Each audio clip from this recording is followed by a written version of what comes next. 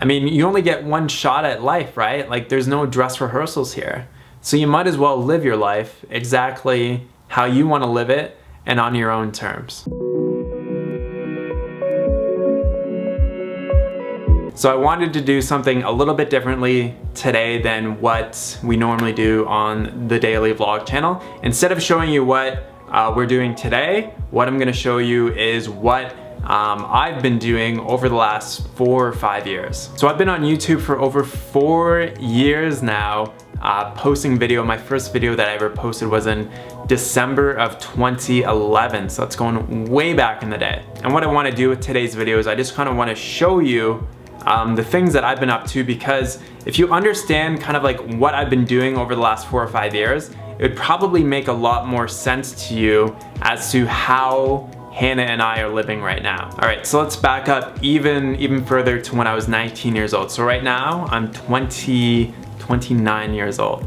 So back when I was 19, I was actually attending the University of Western Ontario, and I was in the mechanical engineering program there.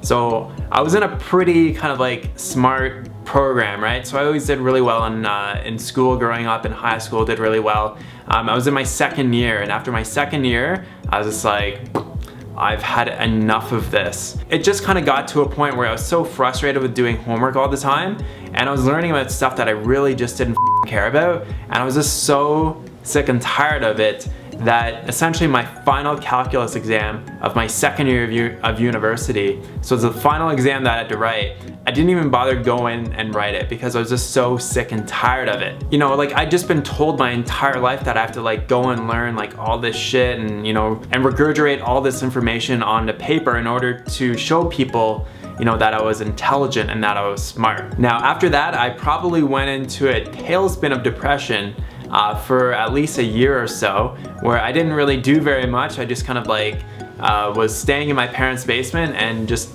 didn't really do much. I just watched like YouTube videos and played video games and shit like that. After about a year of doing that, my parents were basically like, Derek, you have to go out and get a job. So I got a job working for a menswear company. So I was selling like shirts and ties and suits and all that kind of stuff. Kind of enjoyed that. I did that for maybe like half a year or so. And I wanted something that was a little bit more career-based, but I wanted something that was more practical and hands-on. So my neighbor, who's an electrician in London, that's London, Ontario, by the way, not London, England. My neighbor got me a job working for an electrical contractor. So I started my apprenticeship to be basically a Red Seal electrician in Canada. I really, really enjoyed that job. I did it for 3.5, 4 years or so. And so at that time, it probably would have been when I was like 23 going on 24, is when I first started learning about veganism. And the reason why I started learning about veganism and eating a plant-based diet was because for such a long time, since I was like 16 or 15, I've just had really bad acne. So I had read somewhere that raw veganism could help clear my skin. So that's what I started learning about, because I tried every other method for clearing my skin, and none of them really seemed to work. So I was like, well, I might as well try this, you know, veganism thing, right? Eating raw fruits and vegetables. So I met this guy named John Kozak, who is otherwise known as Double Organic on YouTube and on Instagram. And he told me about this website called 30 Bananas a Day. And this is a website or forum run by Freely and Durian Rider. So back in the day, this is back when Harley only had like, I don't know, he only had like 300 videos on YouTube. Now he has like 2,400 or something like that. So back in the day, I started like binge watching all of his videos on learning about eating 100% raw fruit and vegetable diet. And I was so convinced that this was obviously the thing to do, because it just made so much logical sense. On top of learning about eating a plant-based diet, I was learning about the environmental effects of consumerism and just tons and tons and tons of information from documentaries that I was learning about that was basically showcasing essentially how f***ed up the world was. So I was still working as an electrician at this point, and it just kind of came to the point where I was just like, you know what, like being an electrician for the rest of my life isn't really gonna do f*** all. And it's especially not gonna do f*** all for the animals or for the environment. So what I did was I gave my boss at the time a 1 month notice. So after 1 month I was done working for him. So what I did was I packed up all my belongings into my ex-girlfriend's Saturn, which I had purchased, which I'd bought off of her. And I took all my belongings, everything that would fit in that car, I took with me to the west coast of Canada. So I knew that if I wanted to live like a really healthy plant-based lifestyle, and I was having troubles doing that where I was living in London because I was very much influenced by my social circle. I just couldn't kind of get away from the grips of going out and drinking and doing drugs and all that kind of stuff. Like drugs like ecstasy and MDMA and smoking weed and whatever. So I really wanted a fresh start, and I really wanted to live this healthy plant-based lifestyle. And I also wanted to live in a place in Canada where I could essentially sell my car and ride my bike all year round. So it was like August of 2011 when I moved all my stuff to the west coast of Canada. I didn't have a job. I didn't even have a place to live except for staying with my friend Tara Millen, who runs 40 Below Fruity. So I stayed with her for 2 weeks, got kicked out, and during that time that I was staying with her is when I actually found a house sit.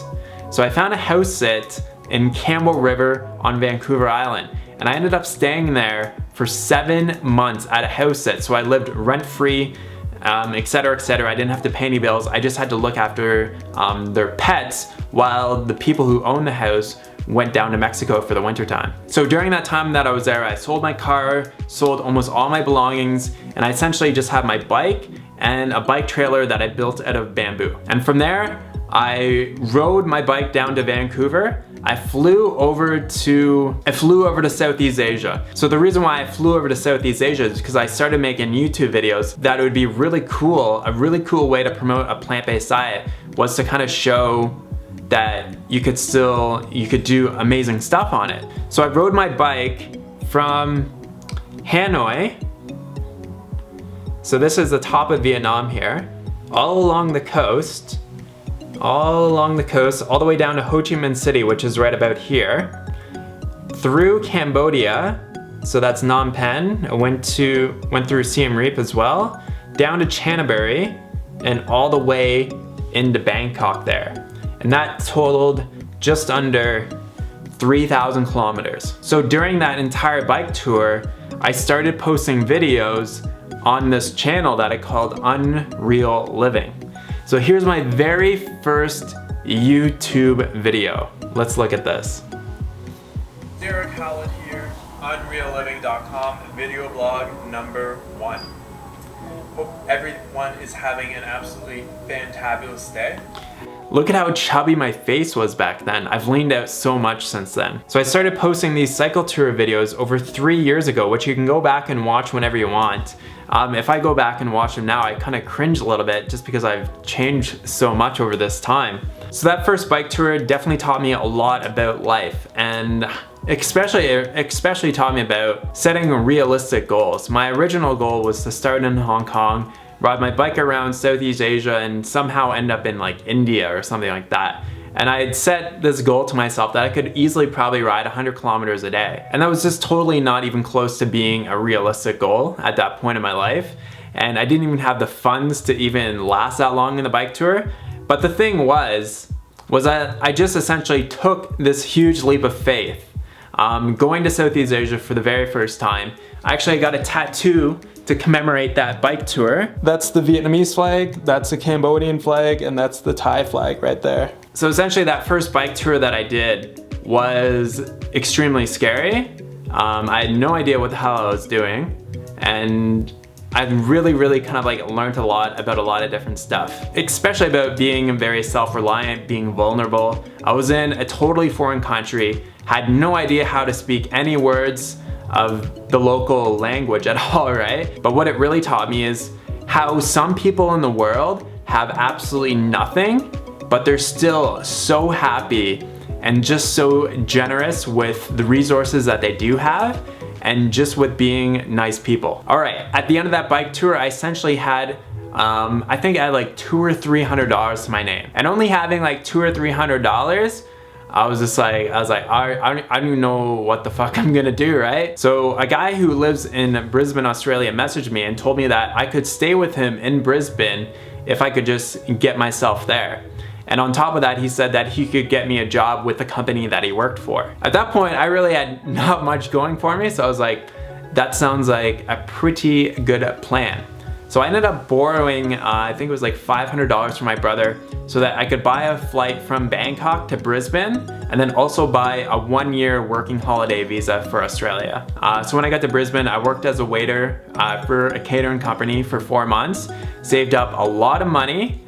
Yes, you can save a lot of money in Australia if you live minimally and simply. And then from there, essentially what I did, because you know, just after completing a 3,000 kilometer bike tour, I was like, well, you know what? I might as well do it again. So I embarked on another cycle tour. This here is the very first day that I left Brisbane, Australia. This is one of my roommates in Brisbane. And so this is my old bike, and I had a Bob trailer. And that's another one of my roommates. They're like hippie students. They're totally awesome though. From Brisbane, and I essentially rode down the entire coastline here. So I went through Sydney, Melbourne, I went down the Great Ocean Road, and I ended up in Adelaide, Australia. So during that time, you know, I visited some of the more popular tourist attractions like the Big Banana. I really enjoyed the Big Banana. Oh wait, there we go. That's the Big Banana. Here's an example of one of my camping setups. So I literally, every single day that I was out in Australia, except for the days that I stayed in Sydney and Melbourne and one other place, I camped outside for almost a month. These are some pictures from when I was at the, I think it's called the 7 Apostles or the 12 Apostles. I can't remember the name. So I did another big bike tour. That one again was just under 3,000 kilometers of riding. So I stayed in Adelaide for about 4 months, and then I flew up to Cairns in Australia, and I stayed there for about 3.5 months. And then if that wasn't enough, I just thought to myself, you know, I might as well do another bike tour. So when I lived in Australia, the only 4 months that I was actually working was when I was living in Brisbane. I lived in Australia for 8 months without actually working at a job. And all the money that I needed to do my next bike tour, it was all the money that I got back from my tax return from working in Brisbane. So my next bike tour started in Kuala Lumpur in Malaysia, and I essentially just rode up. I went to Penang, stayed in Krabi, stayed in a bunch of other places, and ended up all the way in Chiang Mai. So that bike tour was only about 2,300 kilometers, so not as bad. So from there, I went back to Vancouver on the west coast of Canada. I was there for about 7 or 8 months. I lived with Ted Carr. And when I was living in Vancouver, I worked at a minimum wage job for about 20 or 25 hours a week. Still managed to live and save a lot of money at that point. From there, I stayed in Chicago for a few months. I moved back home. I was at home for at least a year or so. And then it was during that time that I was at home when I first started chatting with Hannah. And that kind of brings us from a year ago to essentially today. And this is where I'm at today. So this whole kind of simple living, minimalistic, very nomadic lifestyle, for me at least, is very normal. It's essentially what I've been doing for the last 4 or 5 years. For Hannah, it's obviously, it's very, very different for her. But what I wanted to say, just some final words, is over these past 4 or 5 years, I've really put myself into a lot of very uncomfortable and maybe almost vulnerable situations where I'm not necessarily sure what the outcome is gonna be. There's no decided future for me. It was very much undecided, and I was very unsure and uncertain of a lot of things. But I really just kind of learned to trust that my actions were gonna take me to a good place, because the actions that I was taking, even though they kind of felt like I wasn't really necessarily sure of them at the time, maybe it was kind of a little scary, but I knew if I was gonna take the leap of faith, take the leap off the cliff, that there was gonna be a net below that was gonna catch me. But I just think that it's really important to follow your passions and to follow your visions and follow your dreams, and to really just kind of go with them, even though they might seem a little bit crazy and this and that. And it eventually just came to a point for me where it's am I just gonna die with, doing the same thing that everybody else does? Or am I gonna actually decide and live a life that is inspired by the things that I actually wanna do? A life of my own choosing, as opposed to a life that is being dictated to me by society. And that's one main focus of this YouTube channel, is to inspire conscious change. So to inspire you to think differently from what the status quo is telling you. That you can live in a different way, and you can also be happy and healthy and have good relationships and all that kind of stuff. I mean, you only get one shot at life, right? Like, there's no dress rehearsals here. So you might as well live your life exactly how you want to live it and on your own terms. Awesome. If you have any questions or comments, leave them down below. Hope this one isn't too long, and thanks so much for watching. Have a great day. Peace.